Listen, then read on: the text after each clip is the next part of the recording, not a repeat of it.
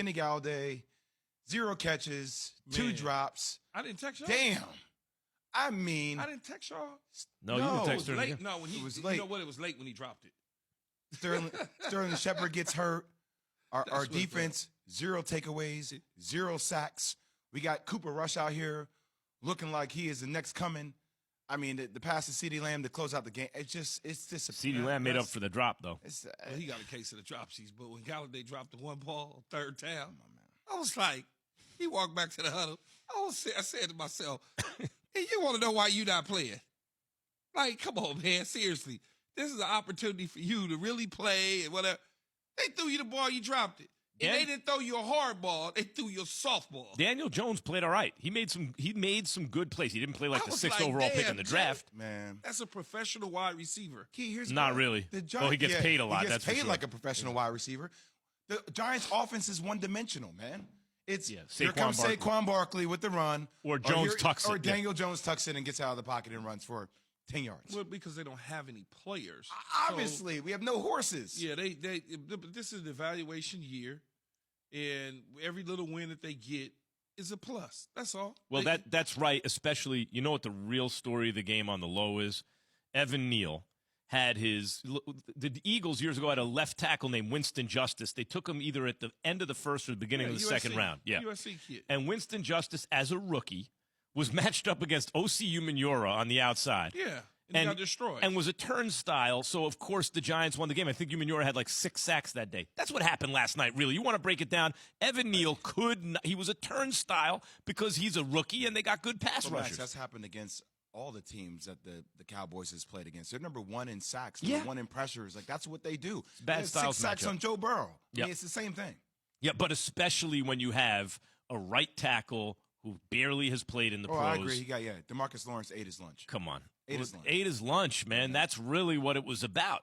That really decided the game when you get down to it. But people that are Giant fans and watching the game, they should just understand that, okay, you got a decision to make on the running back.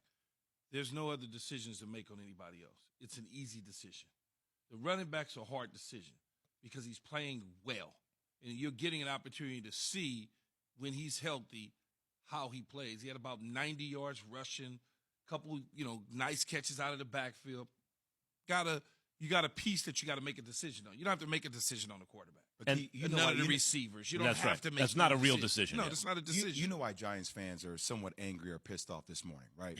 It's because Dave Gettleman once again reared his ugly head last night. Like, you felt it. Well, Even Dave though I know we're Gettleman's moving forward and Brian gone. Dable, they handle things differently with Joe Shane. I hear it. But when you see remnants of what Gettleman put together, 100%. and it comes back to that O-line and the lack thereof, Kenny Galloway was like that sign. Oh, Supposed to he's put going you to be over the the top. difference maker. Right? You see those last effects, and you're like, we just want to usher that era out. The most hilarious thing about it, when you think about the Galladay signing, is Gettleman had several years to put a team together, and then he's like, okay, here comes I wonder what my finishing touch. Galladay is going to put us over the top. Come on, man. Come on. But listen. I don't know what it was or what it is about him, but he wasn't a bad signing from Detroit. When he got here, I don't know what it is. $72 million. He's a Well, that was third-round the- pick who but couldn't that stay on the was field. But that was the market. That was what it was. He was going to get. But from you only somebody. get a guy like that if you think we're like a little I just piece don't away. know what I don't know what it is when he put on the giant blue helmet. It just turned into something different. Pumpkin. Well, listen. Meantime, from the Cowboys' point of view, this is the Giants' point of view. Looks like Joe Jay and I are Judge. Giants fans.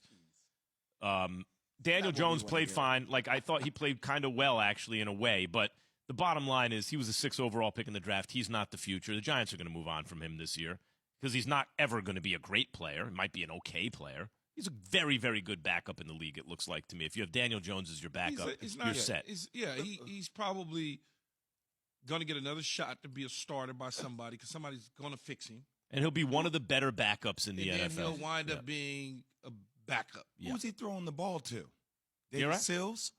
I mean, I got to tell you, last night I was heartbroken watching Sterling Shepard go down.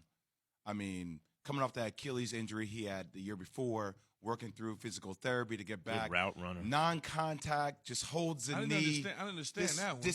It just like, I'm like, oh, God, there goes our season. He's the most consistent wideout we have. He's the most – I don't understand what happened. It's like when your number gets punched, man. It's it. You know, it's one of those things. And it looked like definitely an ACL, huh? Yep. I mean, Didn't Brian You Dable could almost hear it. You could almost see it snap. It looks like an ACL. Well, from the from the Giants' point of view. From the Cowboys' point of view, Cooper Rush is now 3-0 as a starter. Won his first 3 career starts. Went on the road to beat a divisional rival who was 2-0. made himself some money.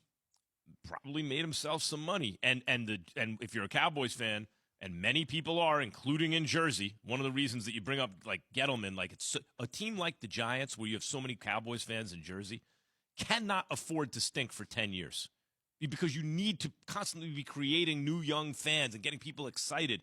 But otherwise, when the Cowboys come to town, they're going to take over Giants Stadium because the Cowboys don't stay irrelevant for years on end. You got to love their pass rush. You guys brought it up, right? They got remember a couple years ago when Jerry Jones said, I need a war daddy? He was talking about a big pass rusher. They got 2 elite pass rushers off the edge. Yeah. Well, And that's one of the reasons that I believe in terms of Randy Gregory, they made the decision that they made because they knew having DeMarcus Lawrence and Michael Parsons that they would be okay at that position for a couple years to come. You know, I don't want to say for a long time to come because you just never know. But for a couple years, you know, you got some foundational pieces with Dan Quinn's defense, something that he had in Atlanta early on and something he certainly had in Seattle. You mentioned, Key, that CeeDee Lamb has the dropsies. And he dropped you can't, like, you drop it in a guy's hands. Come on. But if you're a Cowboys fan this morning, you're happy with CeeDee Lamb because with the money on the line, he made a great catch in the end zone. He caught the catch 2 hands so you make it to the Pro Bowl, son. Thanks for watching ESPN on YouTube. For live streaming sports and premium content, subscribe to ESPN+.